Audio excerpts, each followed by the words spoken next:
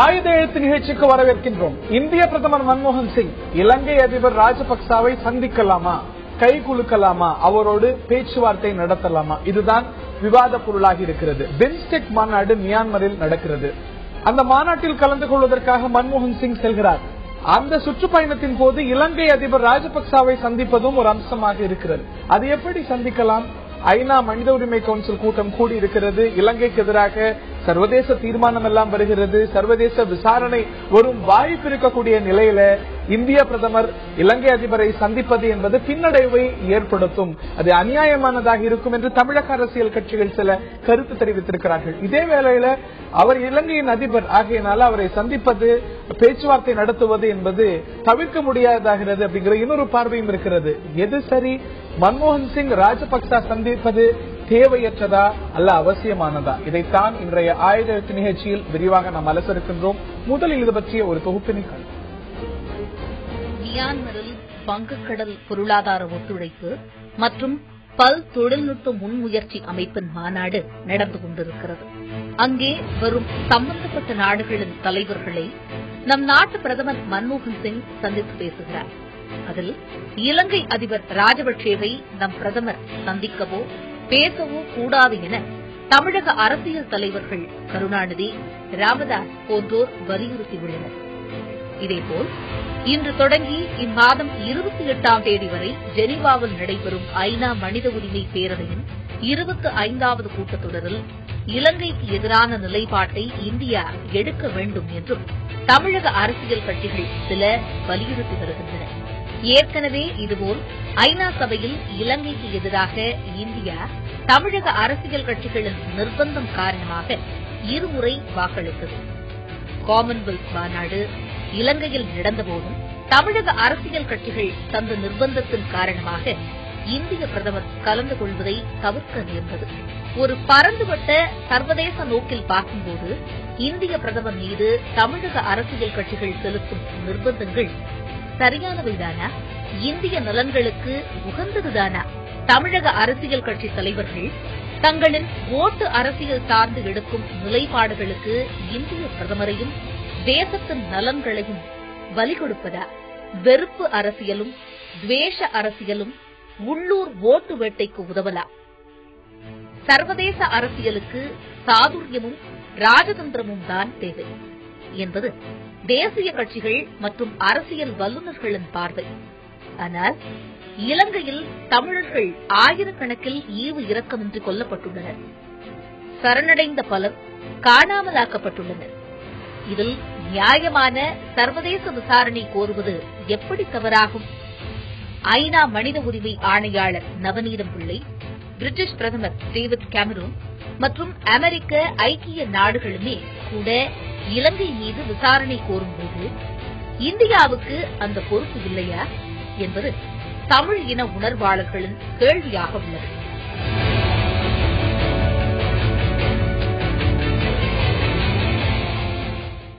இந்த நிலையில்தான் ஐநா மனித உரிமை கவுன்சில் கூட்டம் தொடங்கி இருக்கிறது. நவநீதம் பிள்ளையுடைய அறிக்கையை வரவேற்றிருக்கிறார் ஐநா பொதுச் செயலாளர் பான் கி மூன். இலங்கை மீது சர்வதேச விசாரணை வேண்டும் என்று ஐநா மனித உரிமை ஆணையாளர் சொல்லியிருப்பது குறிப்பிடத்தக்கது. அதை வரவேற்றிருக்கிறார். ஆக இந்த விவகாரத்தை மையப்படுத்திய அழுத்தங்கள் இந்தியாவில், குறிப்பாக தமிழ்நாட்டில் வலுப்பெறுவதற்கான வாய்ப்பு இருப்பதாக சொல்லப்படுகிறது. இந்த நிலையில்தான் இதை நாம் விவாதிக்க இருக்கின்றோம். இந்த நிகழ்ச்சியில் நம்மிடையே பங்கேற்கிறார்கள் மூத்த பத்திரிகையாளர் திரு முராரி, நிகழ்ச்சிக்கு வரவேற்கின்றோம். நாம் தமிழர் கட்சியின் சர்வதேச தொடர்பாளர் திரு ஐயநாதன், அவரையும் நிகழ்ச்சிக்கு வரவேற்கின்றோம். இன்னும் சற்று நேரத்தில் காங்கிரஸ் கட்சியுடைய மாநில துணைத் தலைவர் திரு ஞானசேகரன் அவர்களும் இணையிருக்கிறார். நான் திரு ஐயநாதன் அவர்கள்ட்ட ஆரம்பிக்கணும்னு நினைக்கிறேன். இது நிச்சயமாக விமர்சனத்தை பெற்றிருக்கிறது. ஐநால இலங்கைக்கு எதிராக ஒரு நிலைப்பாடு எடுப்பது, சர்வதேச விசாரணை ஆதரிப்பது, இது போன்ற அழுத்தங்கள் அப்படிங்கிறது ஒரு பக்கம் இருந்தாலும் கூட இலங்கை அதிபரை ஒரு சர்வதேச மாநாட்டுக்கு போகும்பொழுது அவரை பார்க்க கூடாது, அவர் வந்தா திரும்பிக்கணும், அவரோட பேச்சுவார்த்தை நடத்தக்கூடாது அப்படிங்கிறது சரியா அப்படிங்கிற ஒரு பார்வை இருக்கு. அது ஒரு அறியாமையின் பார்ப்பட்ட ஒரு விமர்சனம் என்றே எதிர்ப்பு என்றே நான் கருதுகிறேன். இலங்கையில் நடந்த எந்த காரணத்திற்காக நாம் சுதந்திரமான பன்னாட்டு விசாரணையை தமிழினம் கோருகின்றதோ, மனித உரிமை அமைப்புகள் கோருகின்றனவோ, இந்த உலகத்தினுடைய பல நாடுகள் ஆதரித்தனவோ, அந்த தீர்மானத்தை நீர்த்து போக செய்த அரசு இந்திய அரசுடைய பிரதிநிதி. இந்திய அரசு இன்று வரை இலங்கை அரசை இலங்கையை தனது நட்பு நாடு என்று சொல்லிக் கொண்டிருக்கின்றது. இப்பொழுது கூட போபாலுக்கு வந்த அந்த நாட்டினுடைய அமைச்சர் சரத் அமுனுகாமா சொல்லியிருக்கின்றார், கச்சத்தீவை தாரை வார்த்தது இல்லை, அது எங்களுடையதான் என்று இந்திய அரசு சொல்லி இருக்கிறது என்கின்ற அளவிற்கு எங்களுடைய நட்பு அவர்களோடு நன்றாக இருக்கிறது என்று சொல்லுகின்றார். அப்படிப்பட்ட இரு நாடுகளினுடைய தலைவர்கள் சந்திக்கின்றார்கள் என்கின்ற பொழுது அவர்கள் இது நாள் வரை எப்படிப்பட்ட கொள்கையை தமிழர் பிரச்சனையில் கடைபிடித்தார்களோ அதனுடைய நீட்சி தான் இதுவும். மன்மோகன் சிங் அவர்களும் ராஜபக்சே அவர்களும் சந்திக்க போவது. எனவே இதில் இது அவர்கள் சந்திக்க கூடாது எதிர்ப்பு என்பதெல்லாம் உண்மையிலேயே ஏதோ இந்தியா இலங்கையினுடைய நடவடிக்கைகளை எதிர்த்தது போலவும் தமிழர்களுக்கான உள்ளபடியே அக்கறை செலுத்துவது போலவும் எதிர்க்கக்கூடிய இந்த தலைவர்கள் இப்படி கருதுகிறார்களா என்று நான் கேள்வி எழுப்புகிறேன். கடந்த 2 தீர்மானங்களையும் இந்தியா எதிராகத்தான் வாக்களித்தது. அதே போல மன்மோகன் சிங்க காமன்வெல்த் மாநாட்டுக்கு போகக்கூடாதுன்னு நீங்க அவர் போகவும் இல்லை. 2 தீர்மானத்தையும் ஆதரித்தது, நீர்த்து போக வைத்து ஆதரித்தது. இன்று வரை அது நடைமுறைக்கு வராததற்கு காரணம் இந்தியா செய்த மாற்றங்கள். அதை இந்திய அரசு அல்லது இந்திய அரசினுடைய பிரதிநிதி ஒருபோதும் மறுத்ததில்லை. எனவே அந்த பின்னணியில் நாங்கள் தான் நீர்த்து போக செய்தோம்னு இன்னைக்கா இந்தியா சொல்லிச்சாங்க. அப்படி எதுவும் செய்யவில்லை என்று அவர்கள் சொன்னார்களா என்ன? நாங்கள் தான் நீர்த்து போக செய்தோம், இன்னென்ன மாற்றங்களை எதெல்லாம் நீர்த்து போக செய்யக்கூடிய நீங்க சொல்றீங்களோ இந்தியா நாங்கள் கொண்டு வந்தோம் சொல்லவே இல்லையே. இந்தியாவுடன் ப. சிதம்பரம் என்ன சொல்றார்? ப. சிதம்பரம் அங்கே நடந்தது எனப்படுவதை தான் இருவேறு கருத்துக்களுக்கு இடமில்லை என்கின்றார். இந்திய அரசு ஏற்கின்றதா? இந்தியாவுடைய நாடாளுமன்றத்தில் அங்கே நடந்தது எனப்படுகொலை தான் என்று ராஜா அவர்கள் பேசிய பொழுது அதை அவை குறிப்பிலிருந்து நீக்க வேண்டும் என்று மாநிலங்களவை இல்லையா அப்படிங்கிறது சர்வதேச பிளாட்ஃபார்ம்ல நிரூபிக்கப்பட வேண்டிய ஒரு விஷயம் தானே. இந்தியா சொல்ல வேண்டிய ஒரு விஷயம். நீங்க சொல்வது போல சர்வதேச விசாரணை அதுல போர்க்குற்றம் நடந்ததா இனப்படுகொலை நடந்ததான்னு நிரூபிக்கப்பட வேண்டிய விஷயமா இந்திய பாராளுமன்றம் முடிவு செய்ய வேண்டிய விஷயம்? இந்தியாவுடைய நாடாளுமன்றம் முடிவு செய்ய வேண்டிய விஷயம் அல்ல, இந்தியாவுடைய அரசு முடிவு செய்ய வேண்டிய விஷயம். இந்தியாவுடைய அயலுறவு கொள்கையோ அணுகுமுறையோ ஒருபோதும் இந்திய நாடாளுமன்றத்தில் விவாதிக்கப்பட்டதே கிடையாது. நான் திரு முராரி அவர்கிட்ட எடுத்து போக விரும்புகிறேன். இது மேலும் தற்போது இருக்கக்கூடிய நிலையில இந்த ஒரு தீர்மானம் சார்ந்த விஷயங்களை எல்லாம் நீர்த்து போகத்தான் செய்யும். இன்னும் சில நாட்கள்ல தீர்மானம் வர இருக்கிறது. இந்த நிலையில மன்மோகன் சிங் ராஜபக்சவோடு கைகுலுக்குவது அப்படிங்கிறது தவறான சமிஞ்சைகளை கொடுக்காதா அப்படிங்கிறது எதிர்க்கிறவர்களுடைய பார்வை எப்படி பார்க்கிறீங்க? ஒரு பாயிண்ட் ஒரு சொன்னதுல நான் ஒத்து போறேன். அதாவது ஜெனீவா லாஸ்ட் மார்ச்ல நடந்த போது இவங்க தான் டிஎம்கே அவங்க பிரஷரைஸ் பண்ணி தான் அதை மாடிஃபை பண்ணாங்க. யூஎன் ரெசல்யூஷன்ல வெறும் என்கொயரி இன்டர்நேஷனல் என்கொயரி தான் இருந்தது. அதை அவங்களே ஒரு ரெகன்சிலியேஷன் கமிஷன் ஒன்னு போட்டிருக்காங்க இல்லையா, அவங்களே அதை ப்ரூவ் பண்ண முதல் டிராப்ட்ல இருந்து பார்த்தேன். எங்கேயுமே இன்டர்நேஷனல் என்கொயரியில இல்ல சில கடுமையான வார்த்தைகள் என்ன காரணம்னா அது மெஜாரிட்டியில தான் வரணும்னு சொல்லி அவங்க சாப்பிட்டு சொன்னாங்க. அவங்க இல்லன்னா அது ஸ்ரீலங்காவும் ஏத்துக்கணும், இல்லன்னா அது பண்ண முடியாது அப்படிங்கறதுனால அவங்க விட்டுட்டாங்க. முதல் ரெசல்யூஷன் நீங்க பாத்தீங்கன்னா ஸ்ரீலங்காவை அப்ரிஷியேட் பண்ணி டிஃபீட்டட் டெரரிசம் சொல்லி அது பண்ணாங்க. அடுத்தது நம்ம பிரஷர் கொடுத்ததுக்கு உடனே டைல்யூட் பண்ணி அவங்களும் ஏத்துக்கிற மாதிரி ரெசல்யூஷன் தான் நடக்கும் பிராக்டிகல் அப்படின்னு அவங்க சொன்னாங்க. ஒரு பார்வை தான், அது வேற ஒண்ணும் இல்ல. இப்ப நெக்ஸ்ட் ஸ்டேஜ்ல என்ன பண்ணிருக்காங்கன்னா காமன்வெல்த் அங்க நடந்த போது போனா ஒரு லெஜிட்டிமசி அந்த கவர்மெண்ட் வரும்னு சொல்லிட்டு சொல்லிருக்காங்க. இப்ப நடக்க போறது மியான்மர்ல நடக்க போறது. அது இன்டர்நேஷனல் மல்டிலேட்டரல் மீட்டிங். அதுல இவர் மாட்டாங்க, இவர் அன்டச்சபிள் மாதிரி வச்சுட்டு போறதுனால இட்ஸ் நாட் பிராக்டிகல். இல்ல அவங்க கேட்கறது ராஜபக்சா போறதுனால அந்த மாநாட்டை புறக்கணிங்கன்னு இல்ல, தனிப்பட்ட வகையில அவரை சந்தித்து சைட் லைன்ஸ்ல பேசாதீங்க. பேசாம இருக்க முடியும். நம்ம இன்வெஸ்ட் பண்ணிருக்கோம் 1000 crores மேல இன்வெஸ்ட் பண்ணிருக்கோம். எல்லா நாடுகளையும் சந்திச்சு பேசுறீங்களா? பாக்குறாங்களா அது மாதிரி யாரு? அதோட மியான்மரோட நீங்க அங்க ஆங்சூ சூச்சி 20 வருஷமா அவங்க ஹவுஸ் அரெஸ்ட்ல இருந்தாங்க. இந்தியா என்ன பண்ணாங்க? டெமோக்ராட்டிக் எதாவது பேசினாங்களா? ஏன்னா அந்த மிலிட்டரி ரெஜிமோட சப்போர்ட் நமக்கு வேண்டி இருந்தது. நார்த் ஈஸ்ட் இன்சர்ஜென்ட்ஸ் எல்லாம் அங்க போறாங்கன்னு சொல்லிட்டு நம்ம பண்ணாங்க. Guided by practical geopolitical interest. அப்படி இருக்கிற போது இவங்க சொன்னா அவங்க சொல்றது கிடையாது. இங்க போறதுல நமக்கு மத்த கண்ட்ரியை விட வெஸ்டர்ன் கண்ட்ரிஸ் அங்க இருந்து என்ன வேணா பேசலாம். அதே மாதிரி டயஸ்போரா என்ன வேணா பேசலாம். இங்க இருக்க தமிழர்கள் பேசலாம். யாழ்ப்பாணத்தில் இருக்கிற தமிழர்கள் என்ன பேசுறாங்க, கொழும்புல இருக்கிற தமிழர்கள் என்ன பேசுறாங்க, வடக்கு கிழக்குல இருக்கிற தமிழர்கள் என்ன பேசுறாங்க, அதுதான் நீங்க அதுதான் நிதர்சனம். அவங்க யாரும் யாழ்ப்பாண தமிழர்களும் கிழக்கில் இருக்கக்கூடிய தமிழர்களும் மன்மோகன் சிங் ராஜபக்சாவோட அவங்க அதே கான்ஸ்டிடியூஷன் தானே ராஜபக்சா இருக்கிற அதே இதுல எடுத்திருக்காங்க. எடுத்திருக்காங்க போத்து எடுத்திருந்தா அப்ப ஈழமே கிடையாது. இவங்க சொல்றாங்க இன்டர்நேஷனல் ரெஃபரண்டம் வைக்கணுங்கிறாங்க. அவங்க கேட்கறாங்க இது என்ன, இது நம்ம கண்ட்ரி விட்டுட்டு வெளியில கண்ட்ரி தான் நீங்க ஒத்துப்பீங்களா கேட்கறாங்க. அதே மாதிரி காஷ்மீர்ல நம்ம ஒத்துப்போமா? சும்மா பேசுறது என்ன வேணா பேசிடலாம். எது நடக்கக்கூடியது, எது சாத்தியக்கூறியது. இவரை நீங்க இதை இன்டர்நேஷனல் பறையான்னு சொல்லுவாங்க. அது அபார்ட்டைட்ல போது ஸ்ரீலங்கா ஆப்பிரிக்கா பண்ணாங்க. அது மாதிரி இங்க பண்ணா இது செல்லாது. சொல்லுங்க நெக்ஸ்ட் போக்கஸ் மார்ச்ல நடக்க போறது இந்த லேட்டர் திஸ் மந்த் ஜெனீவால. அங்க இந்தியாவை லீட் பண்றதோ இல்ல இந்தியா இது பண்ணி பின்னாடி ஒர்க் பண்ணி யூசுவல் ரெசல்யூஷன் வருதோ என்னமோ. ஸ்ட்ராங் ரெசல்யூஷன் இன்டர்நேஷனல் தான், வேற வழி இல்ல, ஒரு வருஷம் டைம் கொடுத்தோம், நீங்க ஒண்ணுமே பண்ணல அப்படின்னு ஒரு ரெசல்யூஷன் கொண்டு வந்தாங்கன்னா சரி, வாட் தி நெக்ஸ்ட் ஸ்டெப்? சரி, என்ன சேனல் 4 வீடியோ டாக்குமெண்ட் இருக்கு, எவிடன்ஸ் இருக்கு, நவீன பிள்ளை சொல்றாங்க. என்ன சொல்றாங்க?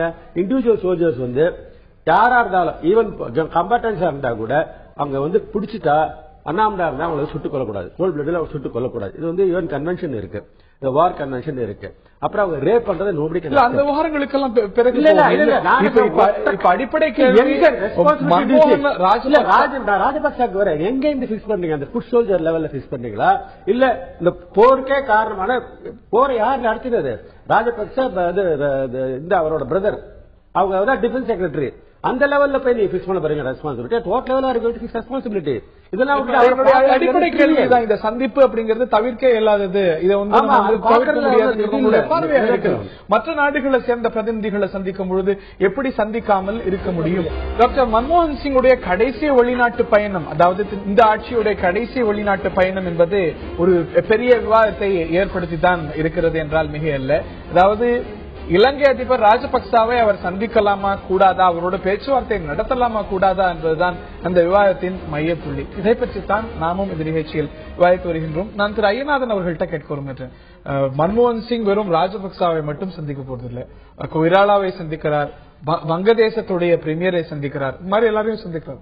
இப்போ பல அண்டை நாடுகளுக்கு எதிரான சென்டிமெண்ட் அப்படிங்கிறது இலங்கையை மையப்படுத்தி மட்டுமல்ல, பாகிஸ்தானை மையப்படுத்தி இருக்கிறது. பாகிஸ்தான் மீது ஒரு பெரிய கோபம் இந்திய மக்களுக்கு இருக்கிறது. சைனாவை மையப்படுத்தி இருக்கிறது. சைனா அதிபரோட பேசக்கூடாது, சீன பிரீமியரோட பேசக்கூடாது, பாகிஸ்தான் பிரதமரோட பேசக்கூடாது, பாகிஸ்தான் அதிபர் இந்த பக்கம் பார்த்தா அந்த பக்கம் பார்க்கணும் அப்படிங்கறதெல்லாம் சாத்தியப்படக்கூடிய விஷயமா? ஆமா. இப்ப நான் ஏற்கனவே நான் சொல்லிட்டேன், இந்த மாதிரி ஒரு கருத்து, இந்த எதிர்ப்புக்கு நான் உடன்பாடு இல்லைன்னு நான் சொல்லிட்டேன். ஆனா நான் சொல்ல வர விஷயத்தை கொஞ்சம் ஆழமா பாருங்க. இந்த விஷயம் இதே அடிப்படையில் பாகிஸ்தான் இந்தியாவும் பாகிஸ்தானும் அவங்களுக்கு இடையிலே இந்த மாதிரி பயங்கரவாத தாக்குதல் எல்லாமே இருந்தும் கூட, கார்கிலான நடந்து போதும் கூட கான்பிடன்ஸ் பில்டிங் மெஷர்ஸ் அப்படின்னு நம்பிக்கை ஏற்படுத்தக்கூடிய நடவடிக்கைகள் சிபிஎம் சொல்லி நடந்துட்டு தான் இருந்துச்சு. ஆனா மும்பை தாக்குதல் நடந்த உடனே 148 பேர் செத்த உடனே அது நிறுத்தப்பட்டது. அதற்கு பிறகு அந்த சந்திப்பே நடக்கல. அதுக்கு முன்னாடி ஒரு இன்விடேஷன் கூட மன்மோகன் சிங் இருந்தது, போகல அந்த நாட்டுக்கு.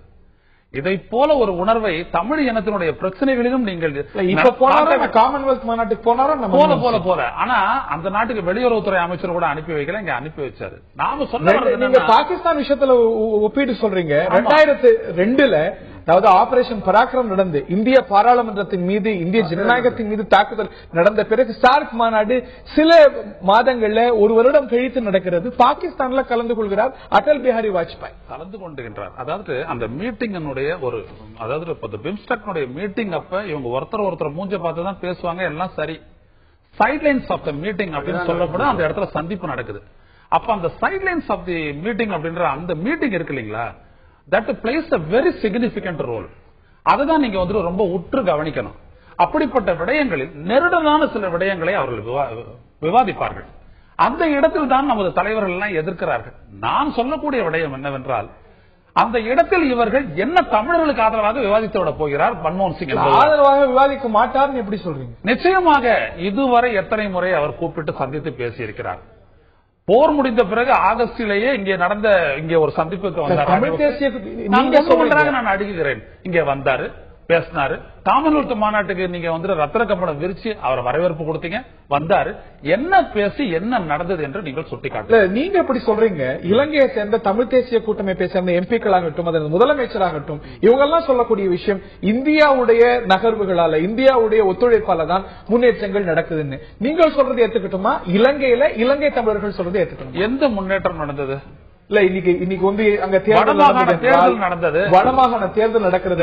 இந்தியாவுடைய உதவி இல்லாம நடக்காது. இந்தியா நல்ல திசையில தான் செயல்பட்டு கொண்டிருக்கிறது தமிழ் தேசிய கூட்டமைப்பை சேர்ந்தவர்கள் சொல்லக்கூடிய. வடமாகாண தேர்தலை அவர்கள் நடத்தியதே நாங்கள் அந்த போர் நடந்த பகுதியில் ஜனநாயகத்தை கொண்டு வருகின்றோம் என்று சர்வதேசத்தை ஏமாற்றுவதற்காக அவர்கள் நடத்தியதுதான். உள்ளபடியே அவருடைய நோக்கம் இந்தியாவுடைய அழுத்தம் உண்மையானதாக இருந்தால் 80% ஓட்டு போனவங்க தப்பானவர்கள் அல்ல. நான் சொல்லக்கூடிய விடயத்தை நீங்கள் வர வேண்டும். நீங்கள் சில அனுமானங்களின் அடிப்படையில் கேள்விகளை நான் இருப்பதை வைத்து சொல்லுகின்றேன். அங்கே தேர்தல் நடந்து எவ்வளவு காலம் ஆகிவிட்டது? ஒரே ஒரு வட மாகாண பேரவையினுடைய கோரிக்கையை ஏற்றது இலங்கை அரசு என்று நீங்கள் சொல்லுங்கள். அல்லது தமிழர்களுக்கு அல்லது தமிழர் வாழக்கூடிய அந்த இரு மாகாணங்களுக்கும் ஒரு சிறப்பு உரிமை அரசமைப்பு ரீதியாக கொடுக்கப்பட்டது என்று சொல்லுங்கள். எதுவுமே நடக்காத போது நீங்கள் வெறும் தேர்தல் நடந்தது, அது இந்தியாவுடைய அழுத்தத்தால் தான் நடந்ததுன்னா, இந்தியா உள்ளபடியே அழுத்தத்தை பிரயோகித்திருந்தால் அங்கே போரே நடந்திருக்காது. என்னென்ன தேவைகள் எல்லாம் இன்றைக்கு நாம் அந்த மக்களுக்கு தேவை என்று சொல்கின்றோமோ, இந்த தேவைகள் மனிதாபிமான போர்னால் தானே. சொல்லும் போது அனுமானம் சொல்றீங்க, 75% கிட்ட ஒரே ஒரு சின்ன கிளாரிபிகேஷன். 25 வருஷம் ஒன்னும் நடக்கல. 25 வருஷம் என்ன நடந்தது? வார். யாரு? பிரபாகரன். நான் தான் ஏகபுத்திர பிரதிநிதி. எலெக்ஷனே கிடையாது, ரெப்ரசன்டேட்டிவே கிடையாது. யாரோட அவங்க பேசுவாங்க? என்ன பண்ண முடியும்? வார் இருக்கிற இடத்துல வந்து எப்படி கவுன்சில் போய் என்ன பவர் கொடுக்க முடியும்? இப்பதான் முடிஞ்சு இதுக்கப்புறம் தான் வந்து ஈஸ்டுக்கு நடந்திருக்கு, இப்போ இது நார்த்துக்கு நடந்திருக்கு எலெக்ஷன். இதுக்கப்புறம் தான் இந்த ஒரு வருஷத்துல நடந்திருக்கு நீங்க பாக்கணும். அது பெர்சன்டேஜ் அதெல்லாம் வெரி சிக்னிபிகன்ட். பதிலே சொல்ல விரும்புகின்றேன். போர் நடந்த காலத்திலும் அந்த நாட்டில் நாடாளுமன்ற தேர்தல்கள் நடந்து கொண்டுதான் இருந்தன. நடக்கல. இந்த நார்த் ஈஸ்ட்ல நடக்கல. நார்த் ஈஸ்டிலும் நடந்தது. உறுப்பினர்கள் சென்றார்கள், அந்த குழு இருந்தது. ராஜபக்சே அப்படி ஒரு பார்வையை செலுத்தவில்லை. அப்படி ஒரு பார்வையை செலுத்தி பேசி தீர்வு காண என்று இந்தியாவும் அழுத்தவில்லை. இந்த நிலையில காங்கிரஸ் கட்சியின் மாநில துணைத் தலைவர் திரு ஞானசேகரன் அவர்கள் இணைக்கிறார். கடுமையான விமர்சனங்கள் வந்திருக்கிறது. அரசியல் கட்சி தலைவர்கள் குறிப்பாக எந்த கட்சியோடு காங்கிரஸ் இணையத்துக்கு இன்னும் வாய்ப்பு இருப்பதாக சிலரால் அனுமானிக்கப்படுகிறதோ, திமுக தலைவர் ராஜபக்சா மன்மோகன் சிங் சந்திக்க கூடாது என்று சொல்றார். ராமதாஸ் அதைத்தான் சொல்றார். இந்த நிலையில மன்மோகன் சிங்கும் ராஜபக்சாவும் சந்திப்பது அப்படிங்கிறது ஆரோக்கியமானதா, ஏற்புடையதா? இப்பொழுதெல்லாம் வந்து வாக்கு வங்கி குறிவைத்த சில அரசியல் கட்சிகள் இப்படிப்பட்ட கருத்தை தமிழகத்திலே பரப்பி வருகிறார்கள் என்பதற்கு சான்றுகளை சொல்லலாம். திமுக உட்படவும், திமுகவாக இருந்தாலும் சரி, அதிமுக இருந்தாலும் சரி, காரணம் இங்கே தமிழ் உணர்வை மட்டும் இங்கே தட்டிவிட்டு அதிலே எப்படியாவது வாக்குகளை பெறலாம் என்று நினைக்கக்கூடியவர்கள் இதை செய்யலாம். இதே தமிழகத்தினுடைய முன்னாள் முதல்வர் கலைஞர் அவர்கள் கூட இப்பொழுது பார்த்தால் இப்பொழுது 3 பேரழிவான் சாந்தன் இவர்களுக்கெல்லாம் தூக்கு தண்டனை வருகிற போது முன்னே அவர்களுக்கு நிச்சயம் அவருடைய கருணை நிராகரிக்க வேண்டும் என்று முன்பு அவர்களே 2001 இது வந்த போது நிச்சயமாக அதை குறை கூறினார்கள். அப்படிலாம் அப்பொழுதெல்லாம் ஆட்சியில் இருக்கிற போது ஒரு கருத்தை அவர் சொல்ல வேண்டி வருகிறது. பிறகு இவர்கள் ஆட்சியில் இல்லாத போது ஒரு கருத்தை தமிழகத்தில் இருக்கக்கூடிய கட்சிகள் சொல்லுவது வழக்கமாக கொண்டிருக்கிறார்கள். குறிப்பாக இன்றைய முதலமைச்சர் ஜெயலலிதா அவர்கள் கூட இன்று விடுதலை புலிகள் மீது இருக்கக்கூடிய தடைக்கு காரணமே இந்த தடையை கொண்டு வர வேண்டும் என்று கோரிக்கை வைத்து தீர்மானம் போட்டவர் இன்று இருக்கக்கூடிய முதலமைச்சர் தான். அதன் அடிப்படையில் தான் விடுதலை புலிகள் தடைப்பட்ட ஒரு இயக்கமாக தமிழகத்தில் மட்டுமல்ல இந்தியாவில் இருந்து கொண்டிருக்கிறது. நம்பர் 1. நம்பர் 2, பிரபாகரனை நிச்சயமாக தமிழகத்தில் சர்வதேச காவல்துறை மூலம் அவரை கொண்டு வந்து கோர்ட்டில் நிறுத்தி அவருக்கு தண்டனை பெற்று ஒரு தூக்குதண்டனை பெற வேண்டும். இல்லாத போதும் சரி இருக்க மாறுபட்ட கருத்துக்கு இன்னைக்கு சர்வதேச விசாரணைக்கான வாய்ப்பு இருக்கக்கூடிய சூழ்நிலையில அது யார் மீது வரக்கூடும் அப்படின்னு சொல்லப்படுதோ, யாருக்கு எதிராக ஒரு தீர்மானம் வரப்படுதுன்னு சொல்லப்படுதோ, அந்த நாட்டுடைய அதிபரை சந்தித்து மன்மோகன் சிங் உரையாடுவது அப்படிங்கிறது ஏற்புடையதாங்கிறது தான் கேள்வி. இன்னைக்கு மன்மோகன் சிங் வந்து போய் அந்த இடத்துல வந்து அவரோட கை குலுக்கவில்லை, இல்ல அவரோட பேசக்கூடாது, கை குலுக்க கூடாது என்று சொல்லி ஒருத்தருக்கு ஒருத்தர் இதை மாமன் மச்சான் குடும்ப சண்டையா இது. அவர் ஒரு நாட்டை அங்கே அவர் பிரதிநிதித்துவமாக எடுத்துக்கொண்டு அவர் நாட்டில் என்ன நடந்தது, நாட்டில் நடந்தது. இப்போ சப்போஸ் இன்றைய முதலமைச்சர் இப்பொழுது அங்க இருக்கக்கூடிய மீனவர்களுக்கு தீர்வு காண வேண்டும் என்பதற்காக கொழும்பிலே பேச்சுவார்த்தை நடத்த வேண்டும், மீனவர்களெல்லாம் விடுதலை செய்ய வேண்டும், படகுகளை விடுவிக்க வேண்டும் என்று முதலமைச்சர் சொல்லுகிறார். இன்றைய முதலமைச்சர் அவரால் சொல்ல முடியாது, மத்திய அரசு மூலமாகத்தான் இப்படிப்பட்ட உடன்படிக்கை ஏற்படுத்த முடியும். இப்பொழுது நீங்கள் ராஜபக்சேவோடு பேச மாட்டேன் என்று நீங்கள் சொல்லிவிட்டீர்கள் என்று சொன்னால் நீங்கள் அவரை நிச்சயமாக பார்க்கக்கூடாது, அவரோடு பேசக்கூடாத நிலை வறுமையானால் இன்று இருக்கக்கூடிய மீனவர்களை எப்படி நீங்கள் விடுதலை செய்ய போகிறீர்கள்? எப்படி நீங்கள் படகுகளை விடுதலை செய்ய போகிறீர்கள்? அங்கே வாழ்ந்து கொண்டிருக்கிற தமிழர்களுக்கு என்னத்தான் தீர்வு செய்ய போகிறீர்கள்? அதாவது இப்ப ஐயநாதனுடைய பேச்சை நீங்கள் ஏற்றுக்கொள்கிறீர்கள் என்று சொன்னால் பேசவே போவதில்லை. சார் மன்மோகன் சிங் அதாவது பேசாம வந்துடுறார். ஆகவே இப்ப ஐயநாதனோ அல்லது இங்க இருக்கக்கூடிய அத்தனை தமிழ் கட்சியை சேர்ந்தவர்கள், தமிழ் உணர்வை கொண்டிருக்கிறவர்கள் இலங்கையில வாழும் தமிழர்களுக்கு ஒரு விடுதலை பெற்று தந்துவிட முடியுமா? இவர்கள் என்ன வாழ் எடுத்துக் கொண்டு சண்டைக்கு போக போகிறார்களா அல்லது இவர்கள் அதற்கு தீர்வு காண போகிறார்களா? ஒரு தீர்வு வேண்டும் என்று சொன்னால் மத்திய அரசின் மூலமாகத்தான் தீர்வு சர்வதேச விசாரணை மூலமா வரக்கூடிய நிச்சயமாக அமல்படுத்த முடியும். அதாவது அவர்கள் சர்வதேச விசாரணைக்கு எதிரான மனநிலையா? சர்வதேச விசாரணை வந்தாலும் கூட நிறைவேற்ற போகிறவர் யார்? இப்போ நம்ம நாட்டிலே எடுத்துக்கிட்டீங்கன்னா நம்முடைய அரசியல் சார்ந்து கட்டுப்பட்டு இருக்கக்கூடிய மைசூர் இருக்கக்கூடியவர்களோ அல்லது இன்று கர்நாடகாக்காரர் தங்கிவிட மாட்டேங்கிறான், என்று தள்ளிவிட, அதே போல முல்லை பெரியாறிலே கேரளா தள்ளி விடுவதில்லை. அதற்கு கூட பேச்சுவார்த்தை மூலம் தான் தீர்வு காண வேண்டும். நீதிமன்றங்களே தீர்ப்பை யாருமே கேட்காத பட்சத்தில் பேச்சுவார்த்தை தீர்த்துக் கொள்ளும் என்று சொல்லுகிற போது நீங்கள் பேச்சுவார்த்தை நிச்சயமாக இந்த இடத்தில் வந்து தமிழர்களுக்கு அங்கே இலங்கையிலே ஒரு தீர்வு பெற வேண்டும் என்று சொன்னால் நீங்கள் அங்கே போகக்கூடாது, பேசக்கூடாது என்றெல்லாம் சொல்லி நீங்கள் இன்னும் இந்த கதையை வளர்த்துக் கொண்டு போனீர்கள் என்று சொன்னால் தமிழர்கள் நிச்சயமாக அங்கே பாதிக்கப்பட்டு அப்படி எந்த உதவியும் பெறாமல் நிர்கதிக்கு ஆளாகி விடுவார்கள். இரு தரப்புடைய ட்ரஸ்டையும் இழந்து விட்டதோ இந்தியா. ஒரு சிக்கலான ஒரு சூழ்நிலையில் இருக்கும். இவங்க வந்து அவர் பேசவே மாட்டாரு, நல்லதே செய்ய மாட்டாங்க, அவங்க சொல்ல இந்தியா வந்து அரசியல் காரணமா செய்து அப்படின்னு சொல்லிட்டு இந்தியாவுக்கு எதிரான ஒரு பாய்ச்சலை இலங்கை அரசாங்கம் செய்ய. Have you failed in this? அது ஒரு லவ் ஹேட் ரிலேஷன்ஷிப் சொல்லுவாங்க. நீங்க பாத்தீங்கன்னா தமிழர்களும் சரி, அங்க இருக்க சிங்களர்களும் சரி, நாங்க வந்து இந்தியாவை வந்து இந்தியா தான் எங்களுக்கு தாய்நாடுன்னு அவங்க வந்து ஒரிசால இருந்து போனோம், பெங்கால இருந்து போனோம், இங்க வந்து நாங்க இந்த தமிழ்நாட்டில இருந்து போனோம், 2000 வருஷம் முன்னாடி போனோம், அது பேசிட்டு இருப்பாங்க. அது அதே சமயத்துல வந்து நாங்க எல்லாம் ஒருத்தர் சகோதரர், நாங்க வந்து எங்க சண்டை நாங்க 10 வருஷம் சொன்ன காலமும் உண்டு. இந்தியா சோல்ஜர்ஸ் போய் 1500 பேர் அங்க போய் செத்ததும் உண்டு. பட் பாலிசி ஃபெயிலியர் நீங்க வந்தீங்கன்னா அதெல்லாம் பழையது அக்ரிமெண்ட் போனதெல்லாம் எந்த அக்ரிமெண்ட் தோத்து போறோம்னு சொல்றதோ அதே அக்ரிமெண்ட் எடுத்து இப்ப வந்து திருப்பி பண்ணணும்னு சொல்றாங்க. அதுல இருக்க 13th amendment பார்த்து தான் இப்ப வந்து பண்ணணும்னு சொல்றாங்க. ஏன்னா பிளவுபடாம ஈழம் இல்லாம ஒரு தீர்வுனா அது ராஜீவ்காந்தி கொண்டு வந்த அக்ரிமெண்ட்ல தான் இருக்கு. அதுதான் இப்ப எடுத்து பண்ணிட்டு எதை வந்து நிராகரித்தாங்களோ ரெண்டு பக்கமா புலிகளும் சிங்கள அரசுகள் எல்லாமே நிராகரித்தான் இப்ப வந்து எடுத்து பண்ணிட்டு இருக்காங்க. அது only one aspect. But policy failure நான் என்ன சொல்றேன்னா, என்னைக்கு வந்து அந்த புலிகளுக்கு வந்து வானூர்தின்னு வந்தது, எப்ப இந்தியாவுக்கு ஒரு அச்சுறுத்தல் வந்த போது நீங்க போங்க பினிஷ் இட் ஆஃப்னு சொல்லி ஃபுல் உதவி கொடுத்திருக்காங்க, மிலிட்டரி கொடுத்து பண்ணாங்களோ, அதுக்கப்புறம் இந்தியாவுக்கு அவங்க மேல அந்த ஒரு அழுத்தம் கொடுக்க முடியாத ஒரு சூழ்நிலை வந்துருது ராஜபக்சே மேல. அதுதான் நிதர்சனம். இப்ப எல்டிடி இல்லாம என்ன பிரஷர் நீங்க கொடுக்க முடியும்? அதுதான் அது பண்ணது பெரிய தப்பு. அது அவங்கள வந்து ஒரு நெசசரி ஈவல் மாதிரி வச்சிருந்தாங்க இத்தனை நாள். இல்லன்னா என்னைக்குனா வந்து பண்ணிருக்கலாம் அவங்க. என்ன சொல்றேன் ஒண்ணு நம்முடைய ஐயனாவருடைய கருத்தெல்லாம் நிச்சயமா ஏற்றுக்கொள்ளக்கூடிய கருத்து. அதே போல இங்க இருக்கக்கூடிய தமிழகத்தினுடைய முதலமைச்சர், முன்னாள் முதலமைச்சர் அதாவது பேசக்கூடாதுன்னு சொல்றாங்க இல்லையா? ஆனா அப்படி பேசக்கூடாது. இவங்களுடைய உணர்வு என்ன, இவருடைய கொள்கை என்ன, கோரிக்கை என்ன? அங்க இருக்கக்கூடிய தமிழர்களுக்கு வாழ்வுரிமை பெற வேண்டும், சம உரிமை பெற வேண்டும், வாழ்வாதாரம் பெற்று தர வேண்டும் என்பதுதான். அப்படி இருக்கிற போது அந்த கருத்தை வலியுறுத்துவதற்கு ஒரு இந்திய நாட்டினுடைய பிரதமர் போய் அதை சொல்லி சாதிக்க வேண்டிய ஒரு நிலை. ஆனா இவங்க எல்லாம் இவங்க சொல்ற மாதிரி போகாது விட்டாங்கன்னா எப்படி உங்களுடைய கருத்தை பிரதிபலிக்க முடியும்? இலங்கையில இருந்து சொல்றவங்க நாங்க சமஷ்டியை தான் விரும்புகின்றோம், இன்னும் வலுப்பட்ட ஒரு சமஷ்டியை விரும்புறோம் அப்படின்னு சொல்ல, அந்த சமஷ்டியை வலுப்படுத்தணும்னா அது ராஜீவ்காந்தி ஜெயவர்தன் அக்காடால 13வது சட்ட திருத்தத்தினால வந்திருக்கிறது. அதை வலுப்படுத்தணும் அப்படின்னா நம்ம சந்தித்து பிரஷர் கொடுத்தாதானே கொடுக்க முடியும். எனக்கு இப்ப அண்ணன் ராஜசேகரன் பேசுறாரு அப்படின்றது வேற, எனக்கு முராரி பேசுறாரு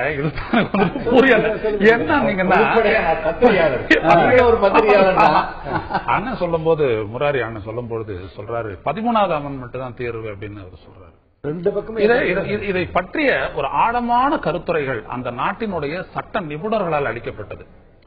இதை வந்து நம்ம தொடர்ந்து சொல்லிக்கிட்டே வரோம். ராஜீவ்காந்தி ஜெயவர்தனே அக்காடு 1987 படி என்ன ஒப்புக்கொள்ளப்பட்டதோ அதை ஒன்றையுமே இலங்கை அரசு நிறைவேற்றவில்லை. அதற்கு அவர்கள் சொன்ன காரணம், சொல்லிக்கிட்டு இருக்கிற காரணம் என்னன்னா, எதை நீங்க தமிழர் மாகாணங்களுக்கு மட்டும் கிழக்குக்கும் வடக்குக்கும் கேட்கறீங்களோ அதை நாங்க தனியா கொடுக்க முடியாது, இதர 9 மாகாணங்களுக்கும் நாங்க சேர்த்துதான் கொடுக்கணும் அப்படின்னு அவங்க சொல்றாங்க. அந்த மாகாணங்களுக்கு அது தேவைப்படவில்லை என்று அதிபர் ராஜபக்சேயே சொல்றாரு. அது மட்டுமல்ல, பைரிஸ் சொல்றாரு.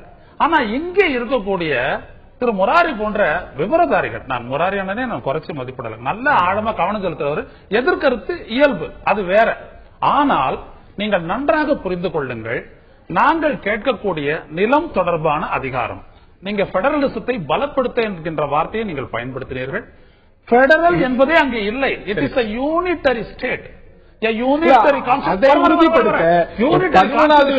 என்ன சொல்லுதோ அது இந்தியாவுக்கான அப்ளிகேஷன், அதை வலியுறுத்தணும் அப்படின்னா அந்த ஒரு சந்திப்புகள் இல்லாம அதான் சொல்றாரு. அதான் இவர் சொல்லிட்டாரு. அப்புறம் அதுல என்ன விஷயம், நிலம் விக்னேஸ்வரன்ல இருந்தே நான் பேசுறேன். நிலம், அங்கே இருக்கக்கூடிய மற்ற குடி உரிமை பிரச்சனைகள், அந்த இடத்திலிருந்து ராணுவம் வெளியேற வேண்டும் என்பது கூட அல்ல, அவர்கள் ராணுவ முகாம்களுக்கு சென்று விட வேண்டும். இப்படிப்பட்ட மீன்பிடி இன்றைக்கு 1500 மீட்டருக்குள் கட்டுப்படுத்தப்படுகிறது. 1.5 கிலோமீட்டர் தான். இதை எக்ஸ்டெண்ட் பண்ணணும். இது எதையுமே இதுவரை செவிசாய்க்கவில்லை. மற்றொன்று, நீங்க சொன்னீங்களே இந்தியாவுடைய அழுத்தம், ஒருவேளை இவங்களுடைய எண்ணங்கள் எல்லாமே சாதகமானவை அப்படின்ற ஒரு அடிப்படையை நான் எடுத்துக்கிட்டு நான் ஒரு வாதத்தை வைக்கிறேன். அண்ணன் இருக்கிற ராஜசேகரன் 2009 இருந்து இன்னைக்கு போர்ல என்ன சாதகம் அப்படின்னு நீங்க சொல்றீங்க. ஆனால் இந்தியா வந்து எங்களுக்கான ஒரு நல்ல திசையில் தான் இருக்குது. தமிழ் தேசிய கூட்டமைப்பை சேர்ந்த நாடாளுமன்ற உறுப்பினர்கள் இருந்து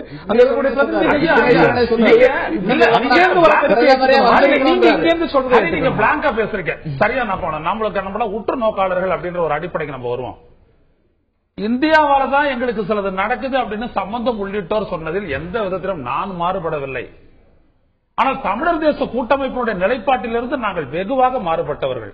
இருந்தாலும் அவர்கள் தான் களத்தில் இருக்கிறவங்களா, நீங்க களத்தில் இருக்கிறவங்களா? அவங்க 2 பேரும் நான் பேசுறேன். கட்சிகளுக்கு என்ன வேலை? அங்க இருக்கக்கூடிய கட்சிகள், அங்க இருக்கக்கூடிய முதல்வராக இருக்கக்கூடிய விக்னேஷன் போன்றவர்கள் வர வேண்டும்.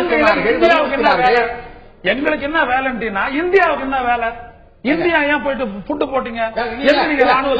விடுதலை பண்ண பிரதமர் போறாரு சார். இந்தியா போல நாளைக்கு போங்க.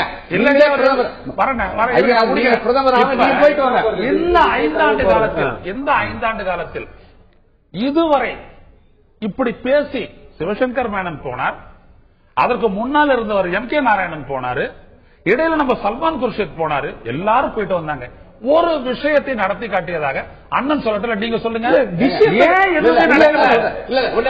என்னன்னாக்கா இப்ப வந்து 45,000 கோடி ரூபாய் இந்தியா கொடுத்து அங்கு பல வீடுகள் அங்கு தமிழர் கட்டி கொடுக்கப்பட்டிருக்கிறது. ரயில்வே பாலம், ரயில்வே லைன் போடப்பட்டிருக்கிறது. ஆஸ்பத்திரி கட்டி கொடுக்கப்பட்டிருக்கிறது. பள்ளிக்கூடம் கட்டி கொடுக்கப்பட்டிருக்கிறது. இவ்வளவெல்லாம் இருக்கக்கூடிய தமிழர்களுக்கு செய்திருக்கிற போது இன்னும் 45,000 கோடி நம்ம கொடுத்திருக்கிறது இந்தியா. இவ்வளவு கொடுத்த அந்த பணிகள் அவ்வளவு செஞ்சுக்கிட்டு அதை போய் பார்த்துட்டு வந்து ஓரளவுக்கு நாடாளுமன்ற உறுப்பினர் குழுவை போயிட்டு வந்து பாராட்டிட்டு வந்தாங்களா இல்லையா? அதை விட்டுட்டு நாம இங்க உட்காந்துக்கிட்டு இல்ல இல்ல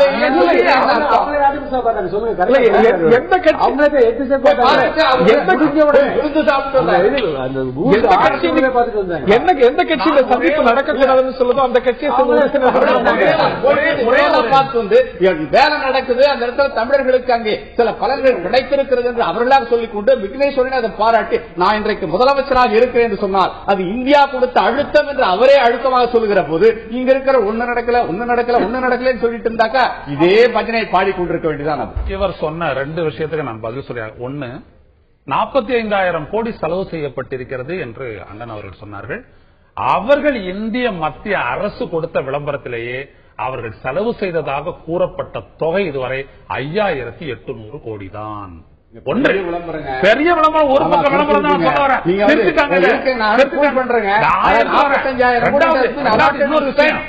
இந்தியாவால் தான் நான் முதல்வர் ஆனேன். அதை தாண்டி இந்தியாவால் என்ன நடந்தது என்கின்ற கேள்வி நிறைய நடக்க வேண்டும் அப்படிங்கிற எதிர்பார்ப்பு, அதற்கான அழுத்தம் அப்படிங்கிறது சர்வதேச ரீதியாக கொடுக்கணுமா, ராஜதந்திர ரீதியாக கொடுக்கணுமா? அதுதான் விவாதத்துடைய மையப்பொருளாக இருக்கிறது. தொடர்ந்து வாதிப்போம். நேர்களாகிய நீங்களும் உங்களுடைய கருத்துக்களை குறுஞ்செய்தி வாயிலாக அனுப்பலாம். மன்மோகன் சிங் ராஜபக்சாவை நாளை சந்திக்கலாமா கூடாதா என்ற ஒரு கேள்விதான் பிரதானமாக எழுந்திருக்கிறது. கடும் எதிர்ப்பு தமிழ்நாட்டிலிருந்து எழுந்திருக்கிறது. இது தவிர்க்க இயலாததா அப்படிங்கிற மற்றொரு பார்வையும் இருக்கிறது. திரு ஞானசேகரன் அவர்கள்ட்ட நான் கேட்க வருகின்றேன். அதாவது இந்த டைமிங்கையும் நீங்க கவனிக்கணும். இன்னும் இது ஐக்கிய நாடுகள் சபையுடைய மனித உரிமை கவுன்சில் கூட்டம் கூடியிருக்கிறது. சர்வதேச விசாரணையா என்ன அப்படிங்கறத சார்ந்த கேள்விகள் இருக்கிறது.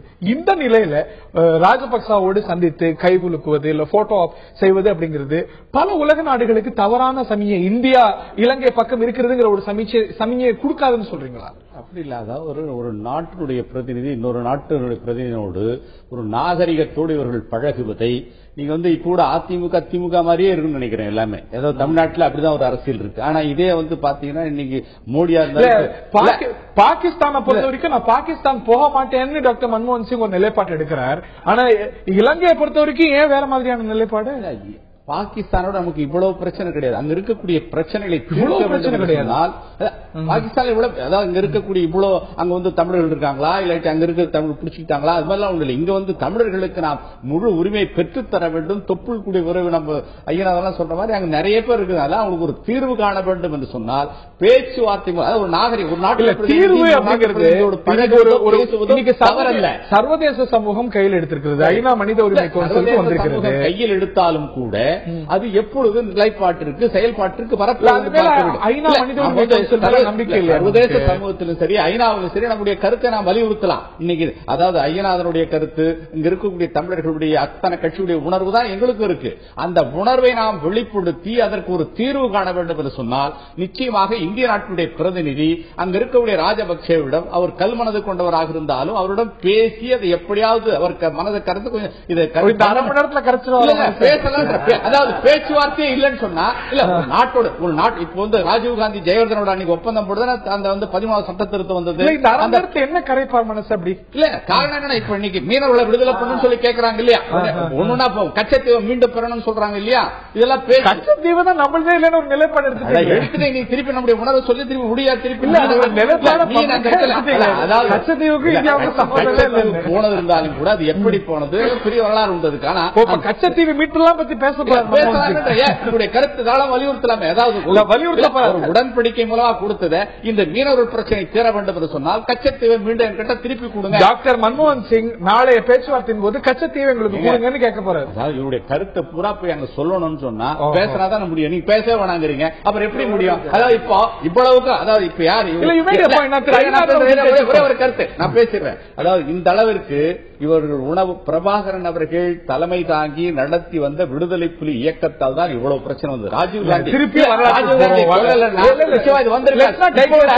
பிரபாகரன் உயிரோடு இருக்கிறார் என்று சொல்லிக் கொண்டிருக்கார். பிரபாகரன் இருந்த உயிரோடு இருந்தா வாய் திறப்பாரா இல்லையா, என்ன பண்ணு சொல்லியிருப்பாரு இல்லையா?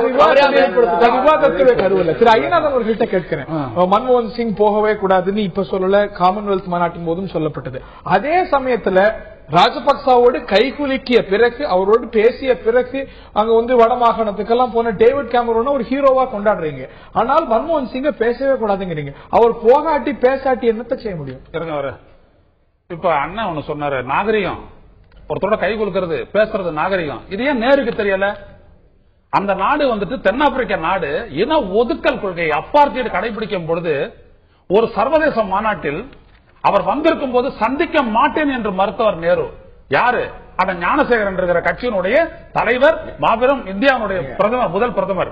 அது மட்டுமல்ல, அந்த நாடு அப்பார்த்தைடு என்கின்ற இன ஒடுக்கல் கொள்கையை ஒதுக்கல் கொள்கையை கடைபிடித்தது என்பதற்காக பாஸ்போர்ட்ல அடிக்கல this passport is not valid to enter South Africa முத்திர குத்தல. இஸ்ரேலுக்கு எதிராக நாம் கடைபிடிக்கல. அனைத்து அரபு நாடுகளையும் வெளியே ஒதுக்கி வச்சுட்டு அங்க போர் நடத்தி பாலஸ்தீனத்தை கைப்பற்றி வைத்திருக்கிறீர்கள் என்று சொல்லி எவ்வளவு காலம் இஸ்ரேலுக்கு எதிராக இந்திரா காந்தி இருக்கும் வரை எதிரி நாட்டு நிலையை கடைபிடித்தது. அந்த நாட்டுக்கும் இந்தியாவிற்கோ அல்லது எந்த ஒரு இந்தியனுக்கோ எந்த பிரச்சனையும் இல்லை. உகாண்டா அதிபர் பேச முடிச்சோன்னு பேசுங்க. உகாண்டா அதிபர் இடியமின் பேசுவாரு. இடியமின் வந்து நம்ம என்ன சொன்ன, உகாண்டால அவங்க பாதிக்கப்பட்டாங்க. அப்பொழுது நடந்தது, அப்பொழுது குஜராத்தில் இருந்த வியாபாரிகள் ஒடுக்கப்பட்ட போது, தாக்கப்பட்ட போது, அடித்து விரட்டப்பட்ட போது துடித்த இந்தியாவுடைய இதயம் ஈழத்தமிழ் மக்களுக்காக எங்கே துடித்தது இந்தியாவோடு? எனவே சொல்லுகின்றேன், மறுபடியும் சொல்லுகின்றேன், நீங்க வந்துட்டு இந்த பிரச்சனை இவரோட பேசிட்டீங்களா? அப்படி ஒரு இன்டென்ஷனோட எப்பொழுதாவது நீங்க பேசிருக்கீங்களா? மறுபடியும் கேட்கிறேன், ராஜபக்சே 2 முறை இந்தியா வந்திருக்கின்றார். அவருடைய பிரதிநிதிகள் பல முறை இந்தியா வந்திருக்கின்றார்கள். இப்பொழுது கூட இன்னும் சில நாட்களில் இந்த கொலையை முன்னின்று சிறப்பாக நடத்தி முடித்த கோத்தபய ராஜபக்சே வரப்போகின்றார் இந்தியாவிற்கு. அவருக்கும் நீங்கள் வரவேற்பு கொடுக்க போகின்றீர்கள். என்ன பேசி இருக்கின்றீர்கள்? என்ன நடந்திருக்கிறது? இதே பிரதமர் கொள்கை வச்ச நாடு எல்லாம் பாத்தீங்கன்னா அங்க வந்து தமிழர்கள் வாழல. அந்த நாட்டில எல்லாம் தமிழர்கள் தென்னாப்பிரிக்கால இந்தியன் லட்சக்கணக்கான இந்தியர்கள் வாழ்ந்தாங்க. நம்ம அப்பத்தி அந்த ஒரு கொள்கை எடுக்கிறதுக்கு இந்த அளவுக்கு மீனவர் பிரச்சனை, டெய்லி நடக்கக்கூடிய மீனவர் பிரச்சனையோ, சிறைப்படுத்தப்பட்டதோ, படை விடுவதோ, இந்த மாதிரி பிரச்சனைகள் அது இல்ல அந்த இடத்துக்கு. ஆனா இப்போ வந்து நம்ம அந்த பிரச்சனைக்கு தீர்வு காண வேண்டிய ஒரு கட்டாயத்தில் இருக்கிற காரணத்தால இப்போ வந்து அதே பிரதமர் கடைபிடித்த அந்த கொள்கை இன்னைக்கு கடைபிடிச்சுன்னு சொன்னா தீர்வு காண முடியாது. ஐயநாத் ரொம்ப உணர்ச்சி புறம்பா வந்து பேசுறாரு. இது வந்து சடங்கா எடுத்துங்க தமிழ்நாட்டுல. இது என்ன ஆகுதுன்னா, நீங்க மத்தவங்க எல்லாம் வெஸ்டர்ன் கண்ட்ரிஸ் எப்படி எடுத்துக்காங்க, ஸ்ரீலங்கால என்ன சொல்றாங்க, ராஜபக்சே பேசியிருக்காரு, இது வந்து எலெக்ஷன் ஃபீவர் விட்டுடுங்க, மேட்ச் பிக்சிங் மாதிரி இருக்கு. எனக்கு டெல்லிக்கு எனக்கு அண்டர்ஸ்டாண்டிங் இருக்கு, அவங்களும் அந்த மாதிரி நாளைக்கு குற்றச்சாட்டு சீரியஸா யாரும் எடுத்துக்கிறது இல்ல. உங்களுக்கு மதிப்பே இல்லாம தமிழ்நாட்டுடைய வாய்ஸுக்கு அங்க மதிப்பு கிடையாது. டெல்லியோட வாய்ஸுக்கு மதிப்பு இல்லாமையா காமன்வெல்த் மாநாட்டுக்கு இந்தியா தமிழ்நாட்டுடைய மதிப்புக்கு மரியாதை இல்லாம ராஜபக்சே என்ன சொல்ல பாருங்க. ஐயோ இந்தியா ஒரு தமிழ்நாட்டிற்கு அல்ல, தமிழ்நாடு காங்கிரஸுக்கும் மரியாதை இல்ல, தமிழனுக்கும் மரியாதை இல்ல. டெல்லியை பொறுத்த வரைக்கும் காங்கிரஸ் மரியாதை வரணும்னா நம்ம சொல்றது எஃபெக்டிவா இருக்கணும்னா எல்லாருக்கும் மாதிரி தவறான ஒரு கருத்தை சொல்லி போராடி இப்படி எல்லாம் பண்றதுனாலதான் மரியாதை இல்ல. மரியாதை இல்ல, என்ன மரியாதை இல்ல. மத்திய அரசு பத்தி சொன்னாரு அவர் என்ன தெரியுமா சொல்றாரு, இது ட்ராலிங் அந்த நெட்டெல்லாம் கிடையாது, எங்க கரைக்குள்ள வரக்கூடாதுன்னு சொல்லிட்டு போற ஒரு மினிஸ்டர். ஒருமா என்ன மதிப்பு இருக்கு பாருங்க.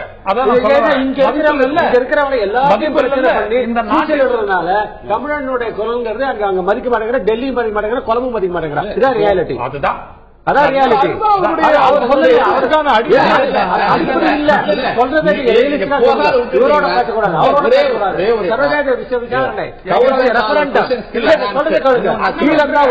நீங்க போகல பாக்கலன்னா நீங்க அங்க இருக்கக்கூடிய சரி. இன்னைக்கு இந்த மன்மோகன் இன்னும் ஒரு சில நாட்கள் தான், இந்த ஒரு சில மாதங்கள் தான் இந்த அரசாங்கத்துக்கு ஆயுட்காலம். இந்த நிலையில ராஜபக்சவோடு சந்திப்பதனால தமிழர்களுடைய வாழ்க்கையில இன்னென்ன மாற்றங்கள் வரும், இன்னென்ன தீர்வு வரும், இன்னென்ன விஷயங்களை வலியுறுத்த போறோம், என்ன பட்டியலிடுவேன்? இன்னைக்கு பிரதமராக இருக்கக்கூடிய டாக்டர் மன்மோகன் சிங் அவர்கள் நிச்சயமாக இங்க இருக்கக்கூடிய, அதாவது இப்போ முன்னாள் முதலமைச்சர் கலைஞர் சொல்லக்கூடிய கருத்தாக இருந்தாலும் சரி, இன்றைய முதலமைச்சர் சொல்லக்கூடிய கருத்தாக இருந்தாலும் சரி, நம்முடைய அவ்வளவு கருத்து என்ன, அவங்களுக்கு என்ன சம உரிமை பெற்று தர வேண்டும், அதற்கான முயற்சி எடுக்கிறோம். அதே மாதிரி அவர்களுக்கு வாழ்வுரிமை பெற்று தர வேண்டும். அவர்களுக்கு அதாவது போரில் இழந்த வீடு இழந்தவர்களுக்கு, அதே போல பள்ளி, அந்த ரயில் வசதி, இந்த மாதிரி வசதிகள், ஆஸ்பத்திரி வசதி இழந்தவர்களுக்கு அந்த வசதி செய்து அவர்கள் வாழ்வதற்கான ஒரு சூழ்நிலையை உருவாக்கி கொடுப்பதற்கு இன்று மத்திய அரசு பணத்தை கொடுத்து அங்கே பல அதாவது திட்டங்களை தீட்டி செயல்படுத்தி வந்து கொண்டிருக்கிறது. இவற்றையெல்லாம் நிறைவேற்றுவதற்கு பேச்சுவார்த்தை இல்லை என்று சொன்னால், நாம் அவர்களை பார்க்கவே கூடாது, பேசவே கூடாது என்று சொன்னால், நாம் கொடுத்த பணம் அங்கு செலவானதா இல்லதா என்று எப்படி கண்டுபிடிக்க போகிறீர்கள்? மன்மோகன் சிங் ராஜபக்சாவோட கேட்டாதான் இருப்போமா? பல மட்டங்கள் பல சரி, அப்படி திட்டம் நடக்கவில்லை.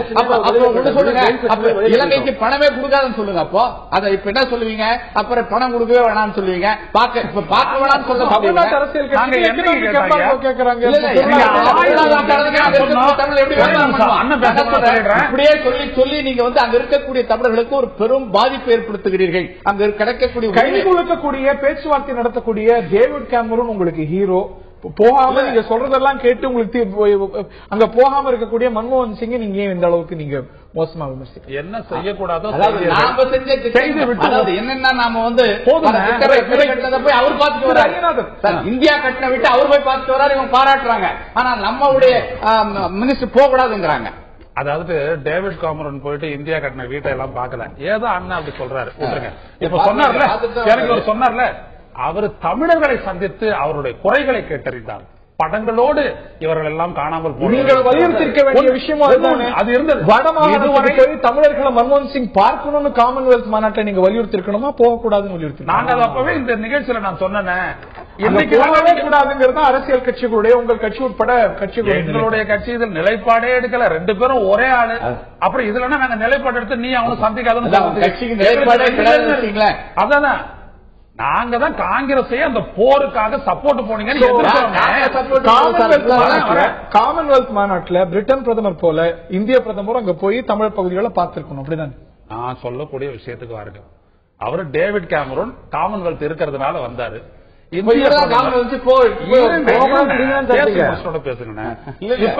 இந்தியாவுடைய பிரதமரோ, இந்தியாவுடைய அயலுறவு அமைச்சரோ, இந்தியாவுடைய தேச பாதுகாப்பு ஆலோசகரோ, இந்தியாவுடைய மற்றவர்களை எத்தனை முறை போனார்கள்? யாரு போயிட்டு யாழ்ப்பாண மக்களுடைய குறைய கேட்டாங்க?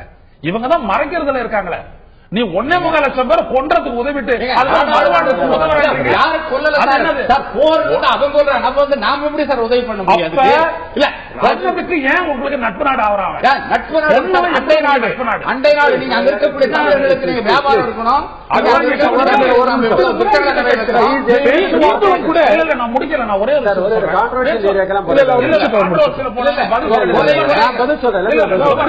அடிப்படையில் பேச்சுவார்த்தையின் மூலம் இல்லாமல் எவ்வாறு சாதிக்க முடியும் அப்படின்னு கேட்கிறாரு. The gravity of the offense, எவ்வளவு பெரிய குற்றச் செயல் நடவடிக்கை அந்த நாட்டு அரசு எடுத்துள்ளது, தமிழ் மக்களை எந்த அளவிற்கு கொன்றுள்ளது, 1.25 லட்சம் பேர் கொல்லப்பட்டார்கள் என்று அங்க இருக்கக்கூடிய ஒரு பாதிரியார் அவர் அந்த தீர்வை பேசித்தான் முடிக்கணும். நான் அப்பார்த்தியடுக்கு வந்து நீங்க பேசி தீர்வு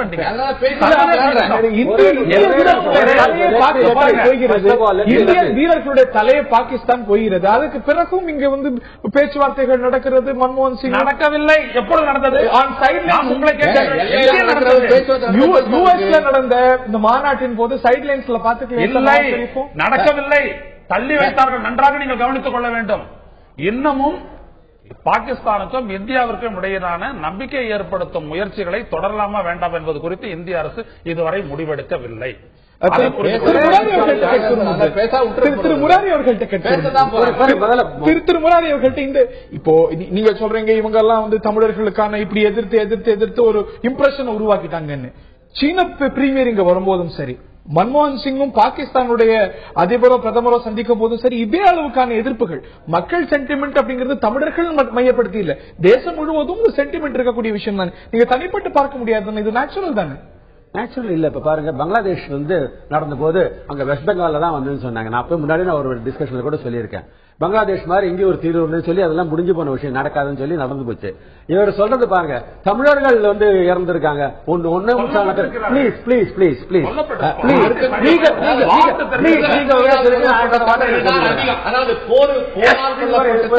தமிழர்களை விட விடுதலை புலிகளால் கொல்லப்பட்ட தமிழர்கள் தான் அதிகம்.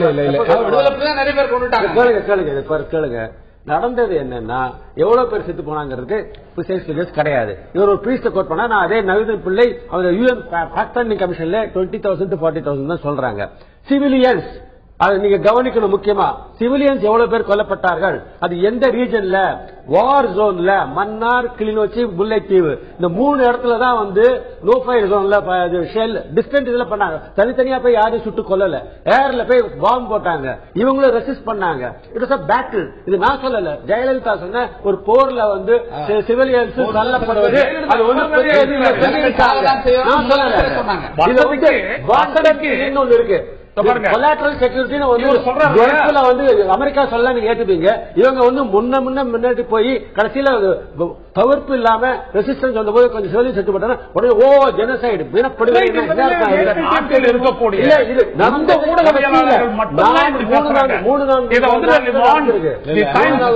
யாரும் பேசவில்லை. அவர்கள் எல்லாம் இறுதி சில நாட்களில் மட்டும் 40,000 பேர் கொல்லப்பட்டதை சொல்கின்றார்கள்.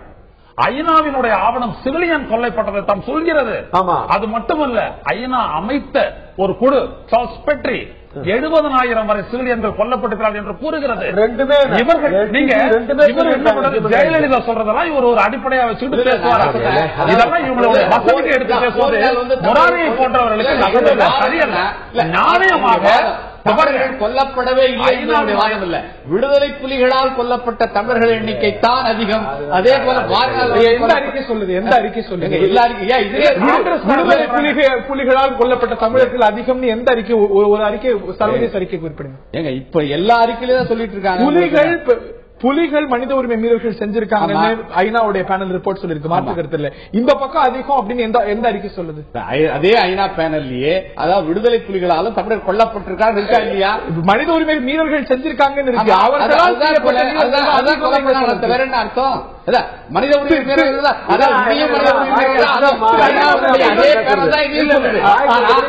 தமிழ் கட்சியை சேர்ந்தவங்க என்ன பண்றாங்கன்னா அதை கன்வீனியன்டா அந்த சப்ஜெக்ட் மட்டும் விட்டுறாங்க. விரும்புறேன், இந்தியாவுக்கும் பாகிஸ்தானுக்கும் பேச்சுவார்த்தை நடக்கலன்னு சொன்னீங்க. மன்மோகன் சிங்கும் நவாஸ் ஷெரீஃபுக்கும் 68வது ஜெனரல் அசம்பிளி கூட்டத்தின் போது செப்டம்பர் மாதம் இருவரும் சந்தித்து பேசியிருக்கிறார்கள். சரி, கொய்யப்பட்ட பிறகு நடந்திருக்கிறது. நான் ஒரு குறிப்பிட்ட விஷயத்தை நான் சொன்னேன், கான்பிடன்ஸ் பில்டிங் மெஷர். நான் சொல்ல வருவது என்னவென்றால், இந்த ஒரு மிகப்பெரிய ஒரு குற்றத்தை, சர்வதேச குற்றத்தை செய்த இந்த நாடு இந்த நாட்டை வழிக்கு கொண்டு வர வேண்டும் என்றால் சர்வதேச அமைப்புகள் வழியாகத்தான் போக வேண்டும். எப்படி நீங்க அப்பார்த்திட சர்வதேச அழுத்தத்தின் மூலம் செய்தால் கூட உலாவிக்கிட்ட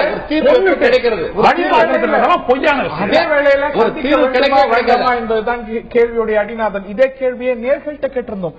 ராஜபக்சேவை சந்திக்க வேண்டுமா பாரத பிரதமர் டாக்டர் மன்மோகன் சிங்? நேர்கள் அளித்த பார்வை இது.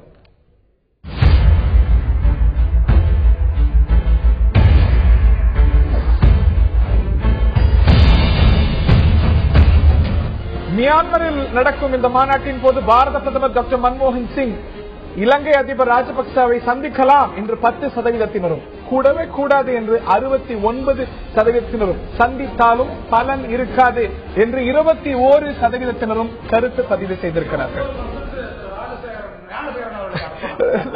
இந்த நிலையில பலன் அளிக்குமா, அவர் சந்திப்பாரா, இது நீண்டு கொண்டே போகக்கூடிய விவாதம். இந்த நிகழ்ச்சியில் பங்கு பெற்ற திரு ஞானசேகரன், திரு முராரி, திரு ஐயநாதன் மற்றும் பார்த்த நேர்களுக்கு நன்றி தெரிவித்து விடைபெறுகின்றோம். எல்லாருடைய எண்ணமும் இதுதான், தமிழர்களுக்கு நன்மை நடக்க வேண்டும். அது எப்படி, எந்த முறையில் என்பதுதான் தொடர்ந்து விவாத பொருளாகவே இருக்கிறது. நிகழ்ச்சியை பார்த்த நேர்களுக்கு நன்றி தெரிவித்து விடைபெறுகின்றோம்.